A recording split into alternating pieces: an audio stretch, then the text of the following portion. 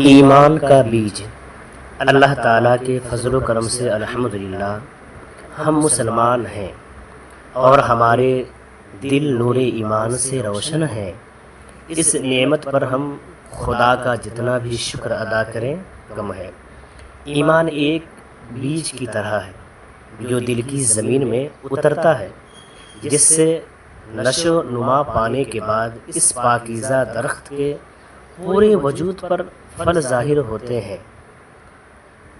اللہ تعالیٰ نے قرآن مجید میں ایمان کی بہت خوبصورت مثال بیان فرمائی ہے۔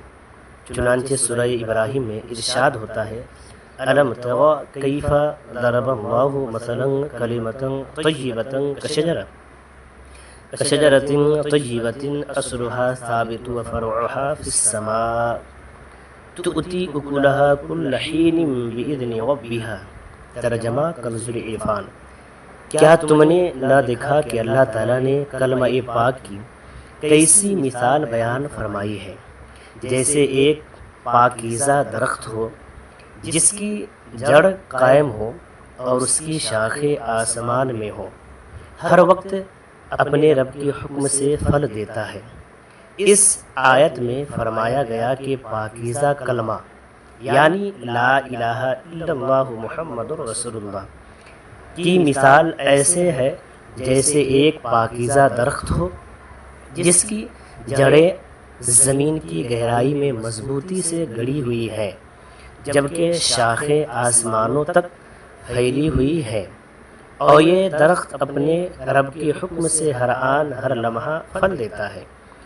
بیج زمین میں بویا جاتا ہے جس سے اندر ہی اندر جڑیں بنتی ہیں، اور اس درخت کی شاخیں فضا میں پھیلی ہوتی ہیں، جس پر لگنے والے پھلوں سے ہم فائدہ اٹھاتے اور لطف اندوز ہوتے ہیں۔ یہ بڑی واضح سی بات ہے کہ جب کوئی بیج لگایا جائے تو اس کا مقصد پھل حاصل کرنا ہوتا ہے۔ بیج کا مقصد اسے محض زمین میں گاڑ کر بے پرواہ ہونا نہیں ہوتا کہ اب گلے یا سڑے رہے یا نہ رہے، پھل دے یا نہ دے، ہمارا اس سے کوئی تعلق نہیں۔ ایسا ہرگز نہیں ہوتا، بلکہ اسی لیے بیج لگاتے ہیں کہ اس سے فائدہ حاصل ہو۔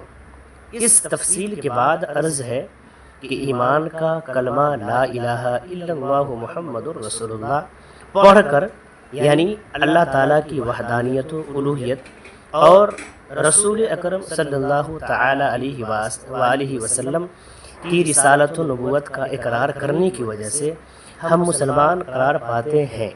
یہ ایمان کا بیج ہے جس کی جڑیں آیت مبارکہ کے مطابق دل میں ہیں، لیکن اس کی شاخیں اپنی بلندی کے اعتبار سے آسمان کو پہنچی ہوئی ہیں۔ اب اس بیج سے کیسا پھل نکلے گا؟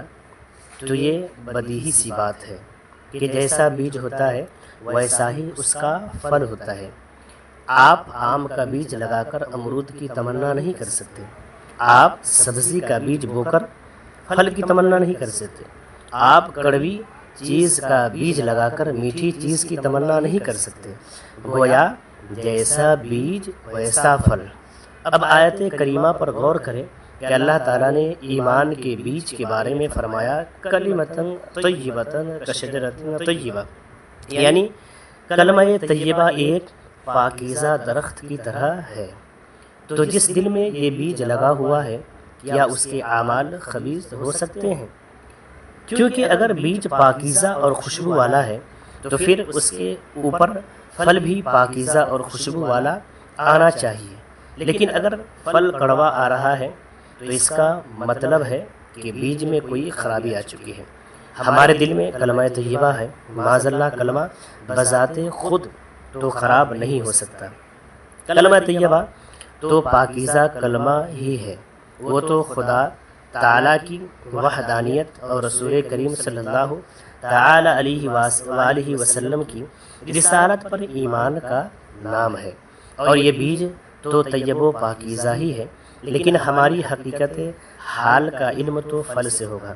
جیسا پھل ہمارے عملی و اخلاقی وجود سے ظاہر ہوگا، اسی سے ہمارے دل کے بیج کی حالت و کیفیت یا حقیقت و متعلقات کا علم ہوگا۔ اگر ہمارا وجود ہر وقت اچھے اعمال کا پھل دے رہا ہے تو اس کا مطلب یہ ہے کہ ہمارے دل کی گہرائیوں میں حقیقتاً پاکیزہ بیج لگا ہوا ہے۔ لیکن اگر ہمارے بدن سے ظاہر ہونے والے اعمال برے ہیں، مثلاً بد اخلاقی، ظلم، بدنگاہی، برے اعمال، گندی سوچ، غلط سننا اور غلط بولنا، تو ہمیں غور کرنا پڑے گا کہ ہمارے اندر بیج کون سا لگا ہوا ہے، یا بیج کے آگے کہاں خرابی شروع ہو رہی ہے، یا بیج کے ساتھ یہ کانٹے دار جھاڑیاں کیوں